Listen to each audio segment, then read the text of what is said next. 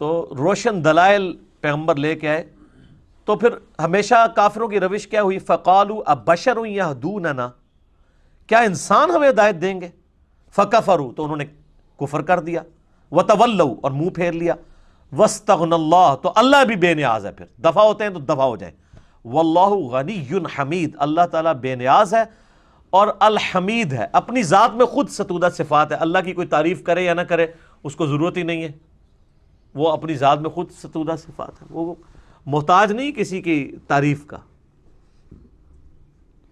یہ بڑی امپورٹنٹ آیت ہے کہ کافروں نے اس بنیاد پہ پیغمبروں کا انکار کیا کہ انسان ہمیں ہدایت دیں گے.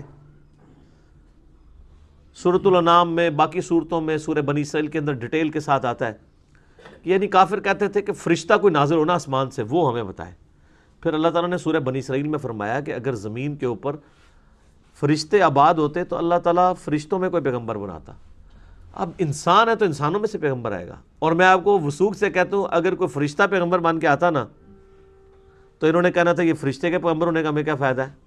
اس کو کیا پتا کہ جب غم ہوتا ہے تو آنکھوں میں آنسو کیا آتے ہیں، جب بھوک لگی ہوئی ہو تو انسان اپنا دین کیوں چھوڑ دیتا ہے، اس کو تو بھوک بھی نہیں لگتی. وہی گل آٹا گوندنے ہلدی کیوں ہے، یعنی لیم ایکسکیوز ہی تو بندہ ڈیوائز کر دیتا ہے نا. آٹا گوندنے کے لیے ہلنا تو پڑے گا نا. تو آئیڈیل تو ماڈل یہی تھا کہ انسان ہی رول ماڈل بنتے، اسی لیے انسانوں میں اللہ تعالیٰ نے پیغمبروں کو بھیجا. تو اللہ فرماتا ہے یہ ان کا ایک بہانہ ہوتا تھا کہ ایک انسان ہے یہ ہمیں ہدایت دے گا. فکفروا، تو انکار کر دیتے تھے. اس سے یہ بات پتہ چلی کہ اتنی بات تو کافروں کو بھی سمجھ تھی کہ پیغمبر انسان ہے، جو آج ہمیں مسلمانوں کو سمجھانی پڑتی ہے. حالانکہ اس آیت کے جواب میں یہ ہونا چاہیے تھا کہ اللہ تعالیٰ کہتا کہ کتنے پاگل تھے، ان کو نظر نہیں آتا تھا یہ تو فرشتے تھے جو پیغمبر تھے، انسان تو ہے ہی نہیں تھے. لیکن اللہ نے ان کی بات کو انڈورس کیا ہے کہ یہ ان کا دعویٰ تو صحیح ہے کہ انسان آئے ہیں، لیکن اس کی ریزن سورہ بنی اسرائیل میں بتائی، اس لیے کہ زمین پہ انسان آباد ہیں، اس لیے انسانوں میں سے پیغمبر آئے گا. اور اس میں الفاظ ہیں اگر فرشتے آباد ہوتے تو فرشتوں میں پیغمبر آتا. اسی آیت کے کانٹیکسٹ میں نے 4 لیکچر صرف یہاں پہ قرآن کلاس کے دیے تھے. مسئلہ 131 ABCD، کرامات، معجزات، استدراج، علوین کے اوپر، وہ انہی آیات کے کانٹیکسٹ میں تھا. اور اس میں نے یہ نور بشر والا مسئلہ اور یہ سارے مسئلے بیان کیے تھے. اچھا، یہ تصویر کا ایک رخ ہے کہ کافر اس لیے انکار کرتے تھے کہ یہ تو ہماری طرح کا انسان ہے، یہ ہمیں کیسے ہدایت دے گا. اور اس تصویر کا ایک دوسرا رخ ہے کہ مسلمان جو کہ پیغمبروں کے ماننے والے ہیں، انہوں نے بھی پھر بشریت کا انکار کر دیا. انہوں نے کہا اس نے تو ہمیں ہدایت دی ہے، یہ تو اللہ کا بڑا پہنچا ہوا ہے، یہ انسان کیسے ہو سکتا ہے؟ ایک ہی بیماری 2 شکلوں میں ظاہر ہوئی ہے. کافر میں اس شکل سے ظاہر ہوئی کہ انسان ہے، ہماری طرح کا انسان ہے، حالانکہ وہ دیکھنے میں اسپیشیز میں ان کی طرح کا تھا نا، مرتبے میں تو ان کی طرح کا نہیں تھا، اس پہ وہی نازل ہوتی تھی. تو انہوں نے کہا کہ ہم نے اس کو ماننا ہی نہیں ہے جو انسان ہے. اور جنہوں نے مان لیا انہوں نے کہا اگر آپ اس کو مانا ہے تو اسے کم از کم خدا کے درجے پہ تو فائز ہونا چاہیے نا، اتنی پہنچی ہستی ہے تو چلو خدا کا بیٹا ہی بنا لو. عیسیٰ ابن مریم کو کہہ دیا اللہ کا بیٹا، اور اسی کی بگڑی ہوئی شکل پھر ہمارے مسلمانوں کے اندر بھی آنا شروع ہو گئی. اور انہوں نے کہا کہ بھئی نبی علیہ السلام انسان تو خاکی مخلوق ہے، نبی کو اگر ہم انسان مان لیں گے تو نبی کی توہین ہو جائے گی، تو نبی کو نور ماننا چاہیے. حالانکہ ان کو پتہ ہی نہیں ہے کہ انسان جو ہے وہ فرشتے سے بھی افضل ہے. نبی علیہ السلام کی افضلیت نور ہونے میں نہیں ہے، بشر ہونے میں ہے.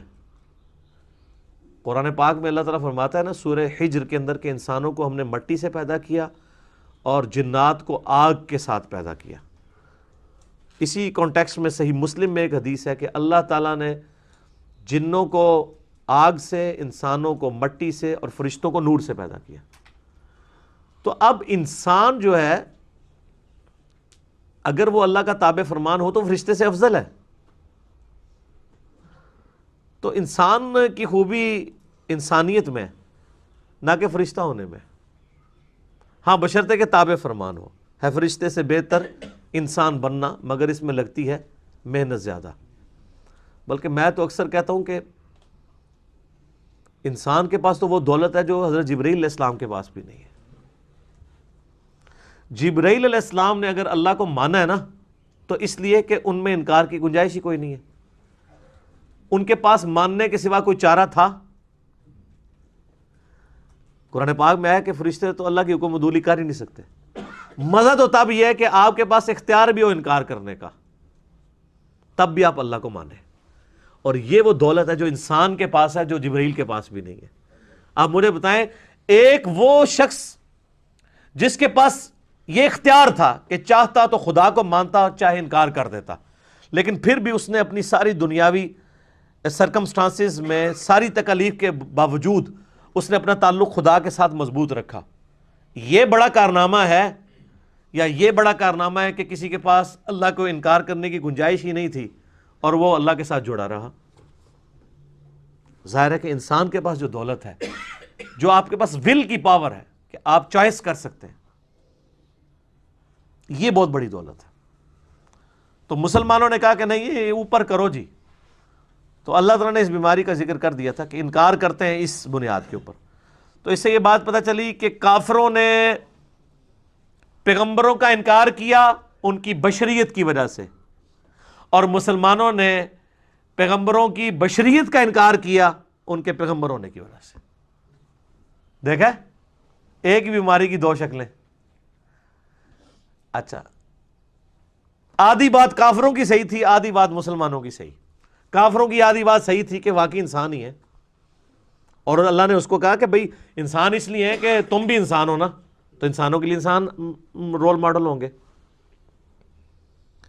مسلمانوں کی بھی آدھی بات صحیح ہے کہ انہوں نے ان کو پیغمبر مانا، لیکن آدھی بات پھر مسلمانوں میں غلط آ گئی کہ یہ پیغمبر ہے تو اب اس کو کم از کم خدا کے درجے تک تو کم از کم لے کے جاؤ، یا اس سے تھوڑا نیچے ہی رکھو. بس اتنا فرق کر دو کہ اللہ کا ذاتی ہے، اس کا عطائی ہے، وہ خالق ہے، یہ مخلوق ہے. باقی تو وہ جو احمد بریلوی صاحب کا بھی شعر ہے نا، نہیں محبوب و محب میں تیرا میرا، وہ کہتے ہیں بھئی محبوب اور محب کا معاملہ ہے، اس میں تیرا میرا کوئی نہیں، جو کچھ اللہ کا ہے اسی کا مالک نبی علیہ السلام بھی ہے. تو یہ پھر یعنی غلو کیا.